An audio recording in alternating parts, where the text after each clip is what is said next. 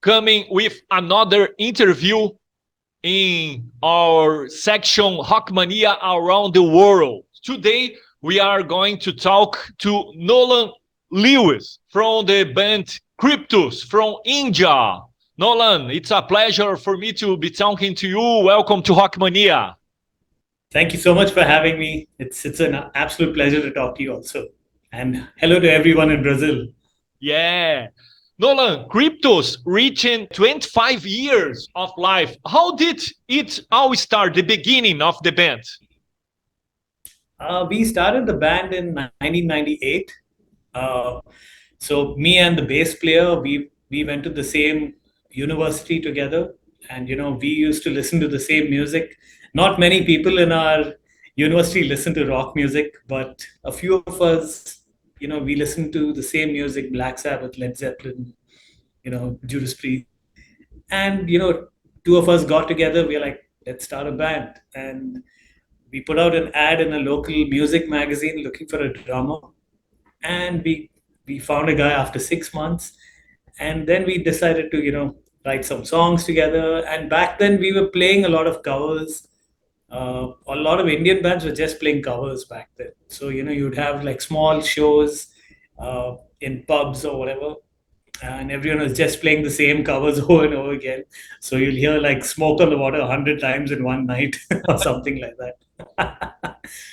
But it was fun. But as the years progressed, we always wanted to write our own music, and it took some time. But in 2004, we finally released our first album, and after that, we were like, yeah, we can actually do this. We can actually uh, take this band like forward. And ever since then, it's been great. Every year that's gone by, we've progressed, and we signed to better labels. We started touring abroad. We started releasing more albums. Our fan base has been growing steadily. So yeah, it's been awesome so far. Amazing. Who are the band members nowadays? So right now, I do the vocals and guitars. Rohit Chaturvedi, he's the lead guitarist. Our bass player is Ganesh. He was the guy I started the band with, and our drummer is Vijit. He joined us about 3 years ago. He's the youngest member of the band. He's just 25, and all of us are like above 40. So Uh-huh. we kind of bully him a lot. Uh-huh. Your most recent album is from 2021, Force of Yeah, Danger.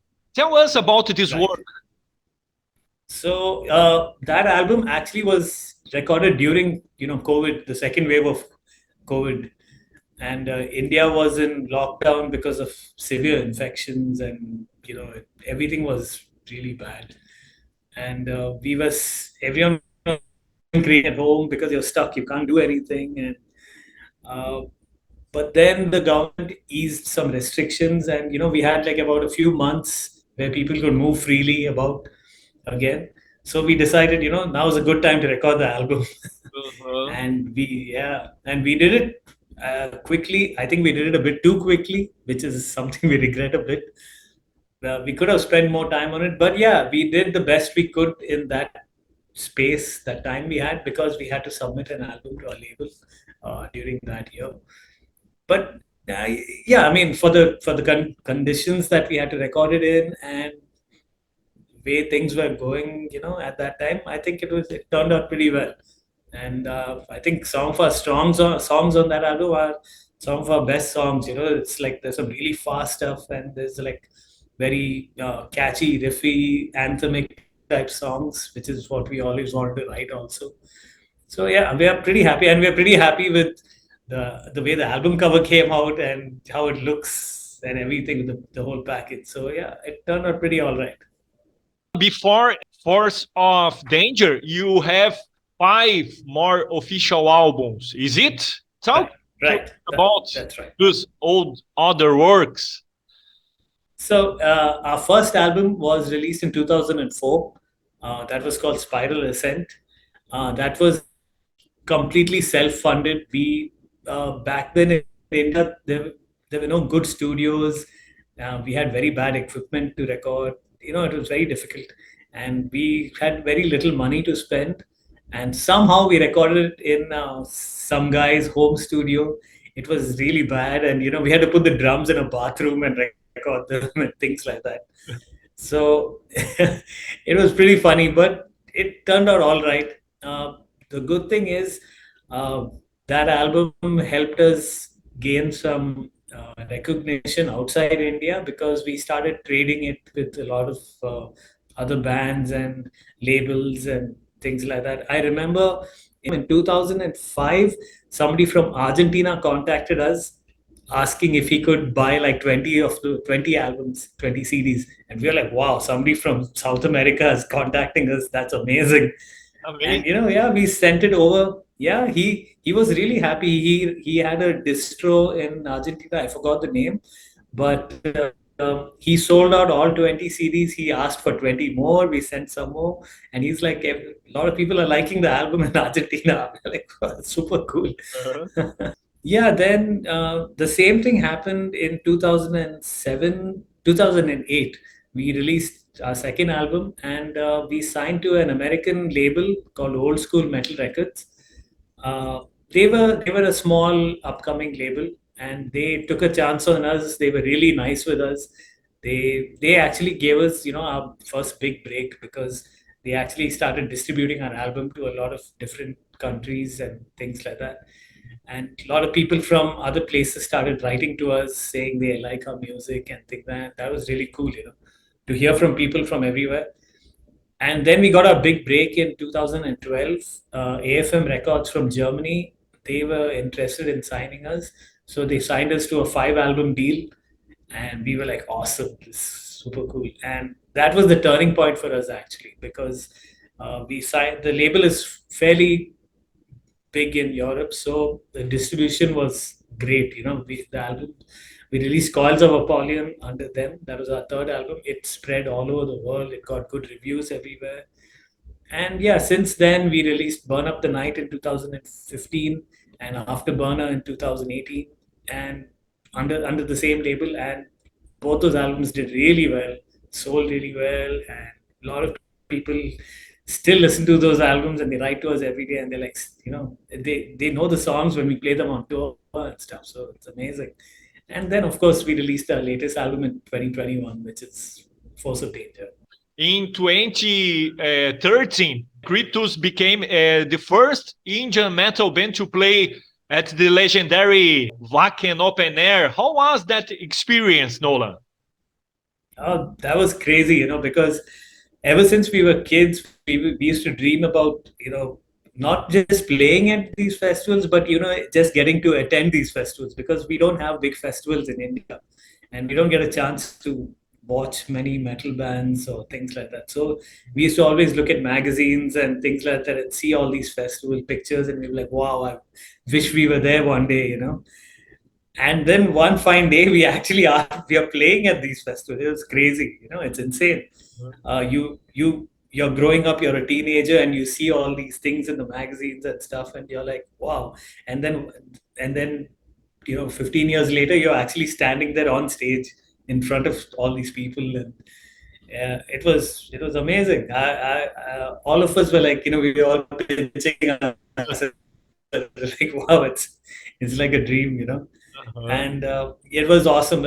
We played in 2013, and we played again. Wacken called us back in 2017 also. Amazing, because yeah, we played in the tent stage. We played to at least 4,000, 5,000 people, I think, both times, and people still remember us from those shows, and they've been following us since then. So it gave us a lot of exposure. In these 25 years of Kryptos, besides Wacken, 2 times great, other moments that you consider most important in the trajectory of the band? I would say in 2015, we actually started touring. Really, we got a proper booking agent, and we started touring with bigger bands. We've toured with Death Angel and Sacred Reich. Uh, did a small, played a few gigs with Exodus, and bands like that. And that really changed things for us, because we got to see how bigger bands tour, how they work, how professional they are, how they uh, how they interact with people, and all these things. It opened our eyes to how we can be better as a band also.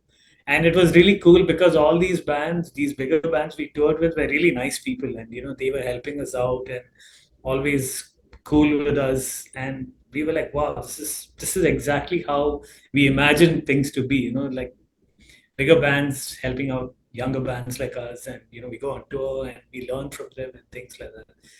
And that was when things changed for us, I would say. And also last year we did uh, probably our biggest tour. We went to Europe twice, and I think we did 33 shows over 55 days or something. That was crazy because we had never done that many gigs before, and we had never done such a long tour. So the tour that we did last year really changed us mentally and physically as a band. We have a better idea of what we need to do going forward. So I would say these two tours that we did in 2015 and 2022, they are the most important milestones for us, because they really made, at least it in our minds, it told us, yes, we are on the right track and we know exactly what to do from now on. So yeah, that's the super most important things I can think of. India is a very mystical country with yogis, gurus. Anyway, a Yeah. mix of spirituality, mystery. How much does this end up influencing the lyrics of Kryptos? Actually, to be very honest, they do it doesn't influence us at all.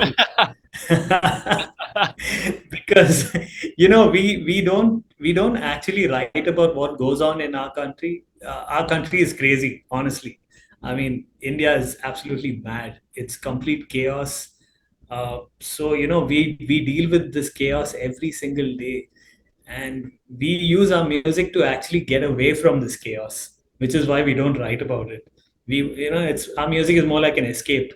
uh, for you put our albums on for 1 hour, it's just a bunch of sci-fi stuff and mythological stuff and random heavy metal stuff. So your mind gets distracted for that 1 hour or whatever it is, because you don't want to keep talking about the stuff you're going through every day, because you're going through it every day and you don't want to keep reminding yourself that it's so chaotic over here. So it's kind of like how when we were growing up, we would listen to bands like Rainbow and I Maiden, and they would have all these, they would build all these worlds in your head, yeah, like you could escape. You'd fantasize about all these places and things. So whenever you're frustrated in life, you can listen to like Rainbow Rising or Power Slave or something, and your mind's gone to some other world. And we want to give that same feeling with our music. So it's more an escapist type of music, rather than, I know a lot of bands in India, they tend to write about what's going on in India and the daily lives and politics and religion and stuff like that. But we are different from that, because that really, we don't really try want to think about that too much. How is the metal scene in India? It's growing. It's been growing a lot over the last 5 to 10 years, I would say. It's been around for a long time, but in the last 5 years or so, it's grown quite a lot. Now more and more bands are touring abroad. Uh, I think in 2023 there will be at least five Indian bands touring abroad, uh, which is a big deal, because until a few years ago, not many Indian bands were getting out of India. So slowly things are releasing more albums. A lot of good equipment is coming in. We are getting really good studios here, so bands can really record properly. And there's a lot of support from abroad as well, thanks to the internet. People can get in touch more easily with bands over here. And yeah, things are looking up. I think by in the next 5-10 years, India should be quite up there with the rest of the metal scene. Mhm. Your city is Bangalore, is it? Yes, Bangalore. It is now internationally for being the main high-tech and telecommunication Yes. city in India. On the other hand, as it is a growing metropolis, it faces problems of pollution, social inequality, etc. Tell us a little Yeah. about your city. Our city is, I would say, our city is one of the fastest growing in India, if not the fastest, because it's the technology hub of the country, you know. And uh, things are growing really fast. Like 20 years ago, the city looked completely different. Now it looks completely different. It's like the progress is insane.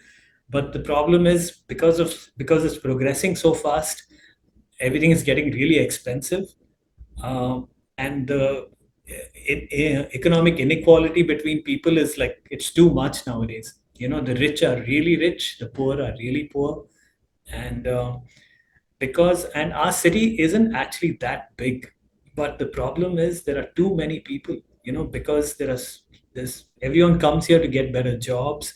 Everyone comes here because the infrastructure is pretty good compared to a lot of other cities. It's more cosmopolitan. There are people from all over the world over here, so everyone wants to be here. So for a city like ours, 20 years ago we had a population of 2 million, and now we have a population of 14 million. So it's crazy. Yeah. Yeah, and you know, because of that, the traffic is insane, the pollution is insane, and it's getting crazier and crazier every day. But at the same time, strangely enough, it's also a pretty fun city to be in because it has the largest number of pubs in Asia. So you can drink a lot over here.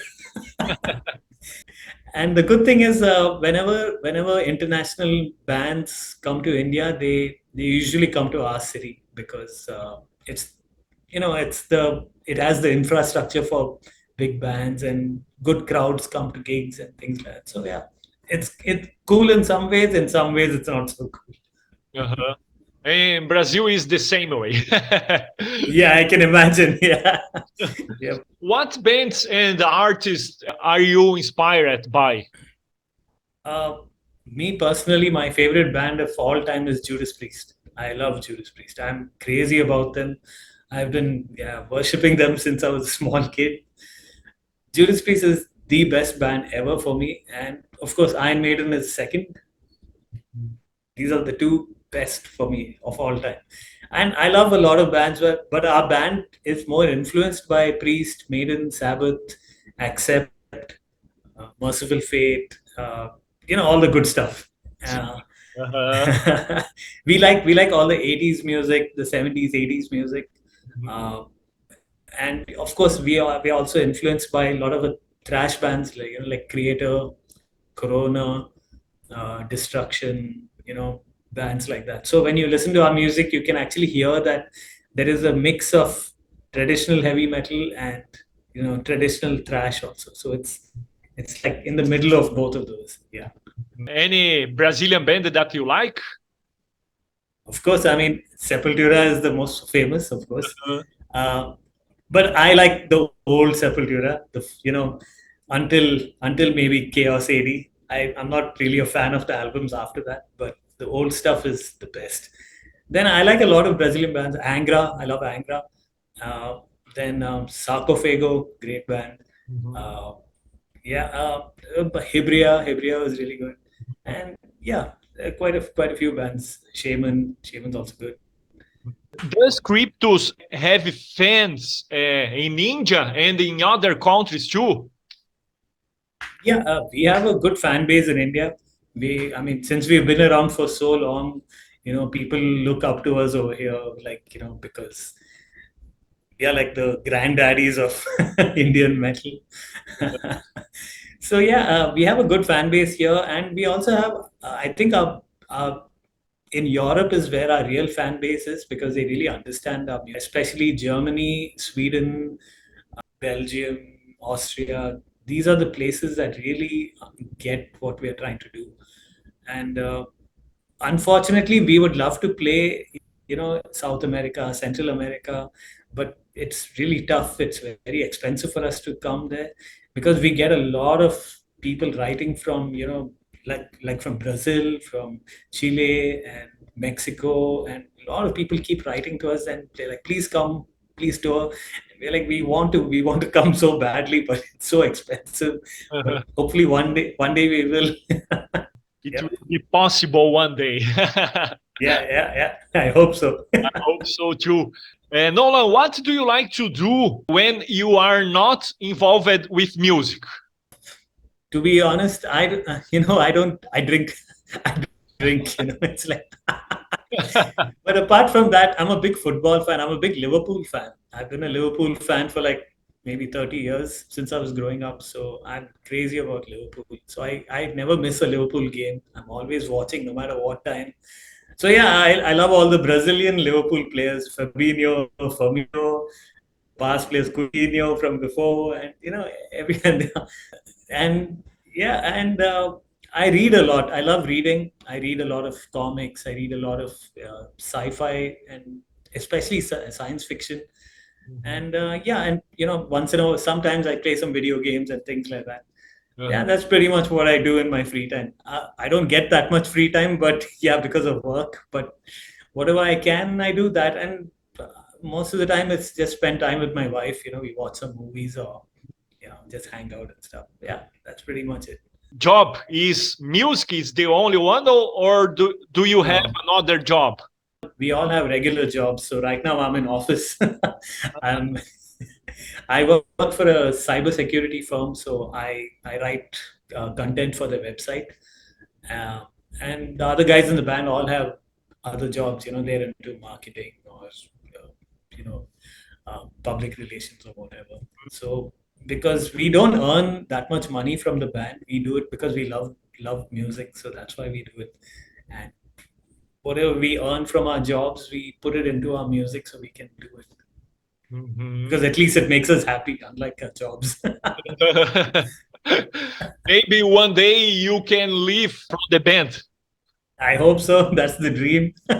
But even if it doesn't happen, it's okay. We just love doing this. So yeah. Do you have a dream? It can be for your life, for band, for mankind. Do you have a dream?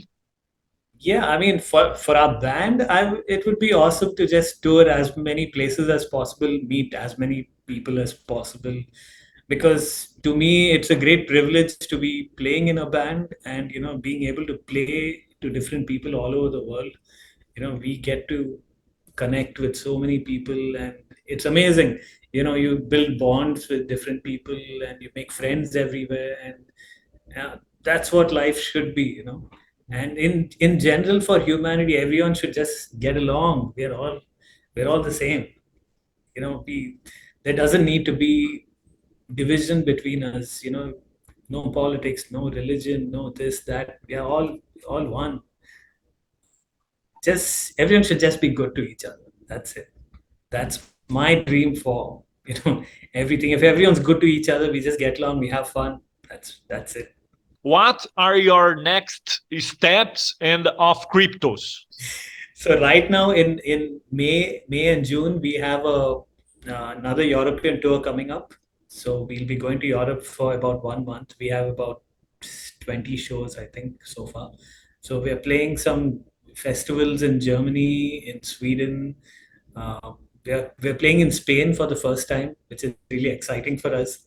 Yeah, and yeah, I think, and some of the places we're playing at, compared to the last tour, the clubs are a lot bigger this time.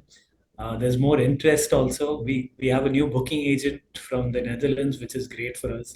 So things are really looking up, and hopefully next year we'll go to the UK for the first time. I hope so. We're working on it, and maybe 2 years later, hopefully we are still trying. Hopefully maybe we can come to South America.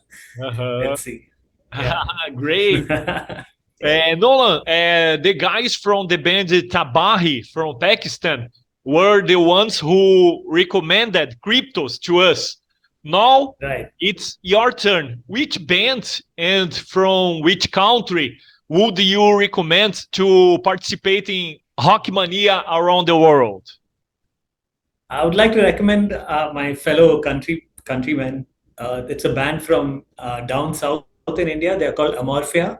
They're a fantastic, amazing thrash band. They sound just like Sodom in the early days. Great band. You should definitely talk to them.